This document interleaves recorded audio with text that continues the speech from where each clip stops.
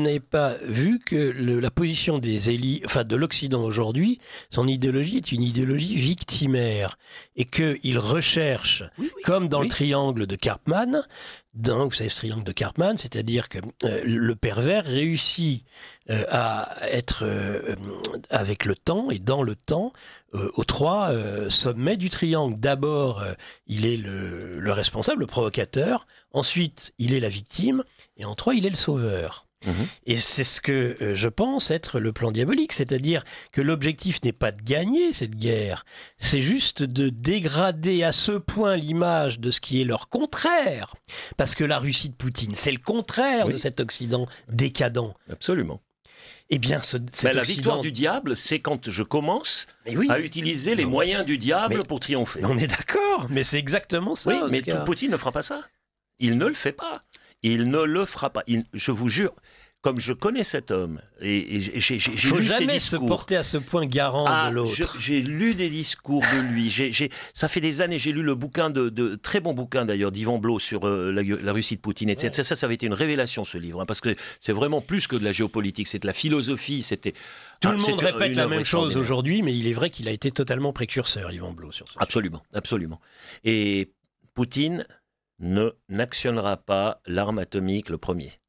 Et les autres en face, ils savent très très bien que s'ils le font, c'est fini, c'est terminé. Ils sont quand même pas fous. Vous croyez que Macron, il a envie... Il a quand même changé sa doctrine, Poutine. Oui, mais... Ils peuvent frapper préventivement. Oui, mais vous avez vu qu'il s'y est pas tenu.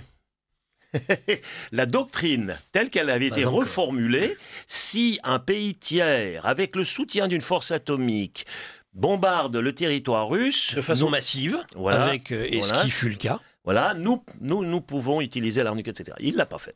Il ne le fait pas. Parce que, et je reviens à d'ailleurs notre fameux roman ici, avec ce passage où... Alors, vous voulez tout de suite lire un passage oui, pour argumenter vos développements. L'esprit je rappelle, Oscar Freisinger, Verso, aux éditions Séléna, lecture au 202 rue Le Courbe. Non, c'est pas 202. 202, si. 202 rue Le Courbe. Oui. Il nous écoute, je suis sûr, là, il est en train de pester.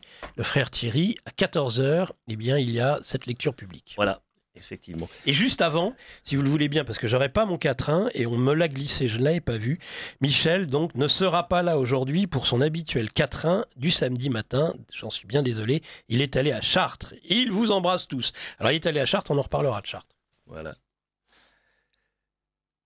Les fous de Dieu sont enchaînés comme des chiens au Coran qu'ils savent pourtant à peine lire, des liens invisibles les retiennent captifs.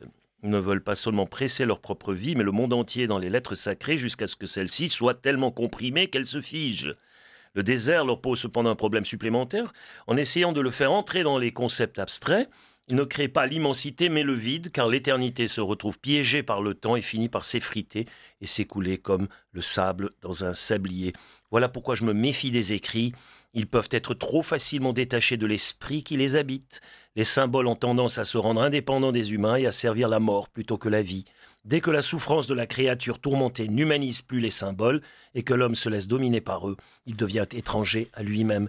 Et Poutine, il est vraiment dans cette logique de l'esprit qui prime sur la lettre. Prime sur la lettre. Et on le voit dans les accords, il y a plein de situations qu'il a vécues ces dernières années où même moi, franchement, je reconnais que j'aurais pas eu sa sagesse. À un moment donné, tu dis putain, mais non, je renvoie la claque là. J'y vais là. Attends, bing. Mais alors, pleine poire quoi.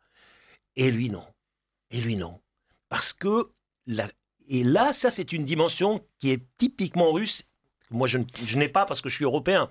Moi, ça peut être interprété comme une faiblesse dans la dissuasion nucléaire. Interprété mais c'est une très grande force. Et je vous rappelle Kutuzov en 1812, il ne livre pas, après Borodino, il ne livre pas bataille devant Moscou parce qu'il sait qu'il perdrait et l'armée et la capitale. Alors, il va sacrifier la capitale pour sauver l'armée. Parce qu'il s'inscrit dans le temps long. Et il sait que le temps et l'espace aura raison de la grande armée. Et c'est exactement ce qui se passe. Et c'est exactement ce que fait Poutine.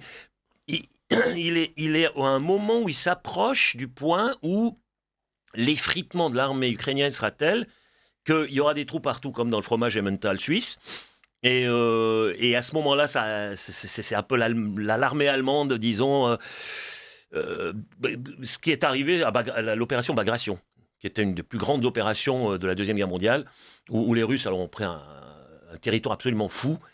Et ça, c'était vers 1944. Et après, c'est parti à volo. Donc à partir de ce moment-là, il n'y a plus aucune chance pour que quoi que ce soit ne se modifie. Et on touche de ce point-là. On touche tous ce point-là. Et la notion de temps et d'espace d'un Russe, elle est liée à son pays, à son territoire. Il est tellement vaste, ce territoire. Eux n'ont pas besoin d'avoir des kilomètres carrés en plus. Ils ne cherchent pas de la terre. Ils en ont tellement. Qu'est-ce qu'ils ont encore ramassé quelques kilomètres carrés quand ils en ont, je crois, 17 millions de kilomètres carrés. C'est le pays largement le plus vaste du monde. Donc c'est pas ça qui les intéresse. Eux, ce qu'ils aimeraient simplement, c'est vivre en paix. Qu'on leur foute la paix. Et l'Occident a toujours eu, je ne sais pas pour quelle raison, cette tendance à vouloir aller casser du russe. C'est pas nouveau. Et ça s'est toujours fini en guerre. Ah, ça s'est toujours mal fini. Et je pense que vous parlez souvent avec François Martin des échecs, où vous parlez, vous, et comme Blot d'ailleurs, du judo, et de retourner l'énergie, c'est vrai. Mais sur les échecs, je vous rappelle qu'à certains moments, il y a des coups qui sont forcés. Et qu'on ne peut pas faire autrement que de jouer ainsi. Et que des personnes qui sont prêtes à aller déjà aussi loin qu'ils sont allés, je ne vois pas pourquoi ils n'iraient pas au-delà, puisqu'ils sont déjà dans leurs limites. Et avant de vous laisser réagir, un auditeur, ça me fait plaisir, qui va dans mon sens, dit « Je pense que Nicolas Stocker a raison et que la guerre nucléaire est possible. François Martin et Oscar Freisinger raisonnent rationnellement. Mais certains des acteurs en Occident sont tout sauf rationnels. Ce sont des millénaristes qui ne cherchent que la destruction. » Mais nous sommes ici dans une logique qui n'est plus dans la logique de confrontation directe telle qu'elle prévalait jusqu'à la Deuxième Guerre mondiale. On avait très peu de guerre proxy, ça existait quasiment pas ce concept. Ce concept a principalement commencé à exister à partir de la Deuxième Guerre mondiale, avec la guerre froide. Et puis les guerres de l'ombre après le 11 septembre. Hein. Mais pourquoi avec la guerre froide ? Parce que vous aviez deux blocs qui étaient tellement puissants qu'ils savaient qu'une confrontation directe amènerait à la destruction des deux, donc ils ont commencé à se battre par pays interposés en Afrique, en Amérique du Sud, un peu partout, hein, on a bien vu. Et ça a été inventé à ce moment-là. Et ici, nous sommes typiquement face à une guerre proxy du type de la proxy Corée. À cause du nucléaire, justement, mon cher Oscar. Justement. Mais ça restera du proxy. C'est-à-dire que ça ne sortira pas. Mais ça ne tient plus.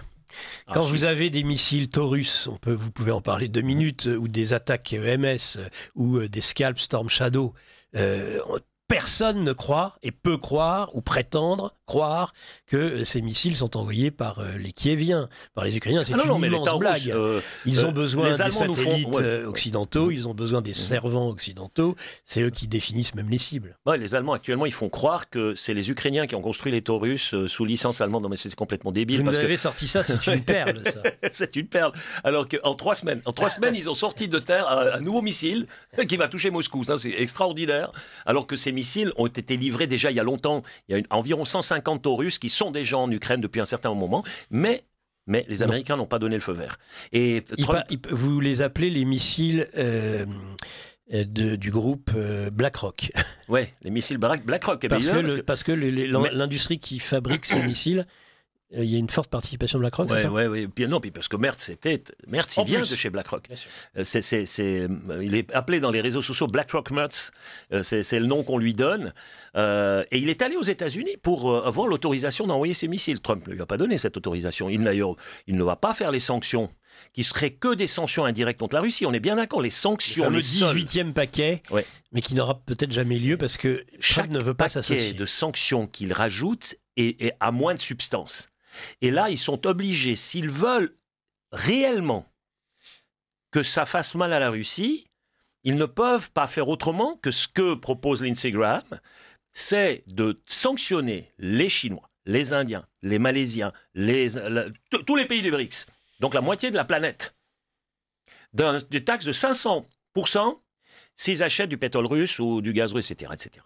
Et puis éventuellement de piquer les milliards aussi de la Banque centrale russe pour financer l'effort de guerre. Le problème, je ne pense pas qu'ils le feront parce que là, c'est la fin des banques occidentales. Mais ils savent que s'ils font cela, Et là, Trump est suffisamment quand même, je veux dire, il a toute une vie derrière lui où il était dans les finances et l'économie, quand même, c'est son domaine. Il a quand même compris, il vient de tenter une guerre économique contre les Chinois, il a dû faire le pas de retrait, la queue entre les jambes, pour trouver une solution, il est redescendu, vous avez vu comment ? Il ne va pas quand même recommencer le même exercice en remettant 500% d'amende sur les Chinois. Il ne va pas faire ça. Il vient de devoir faire le pas de retrait parce qu'il a compris que ça a augmenté l'inflation massivement aux États-Unis puis que c'était une balle dans le pied. Donc, ils ne le feront pas pour des raisons, mais pas du tout humanitaires ou idéologiques ou quoi que ce soit. C'est juste pour des raisons économiques et financières. Ils ne peuvent pas se permettre de le faire. Ils se tuent eux-mêmes économiquement.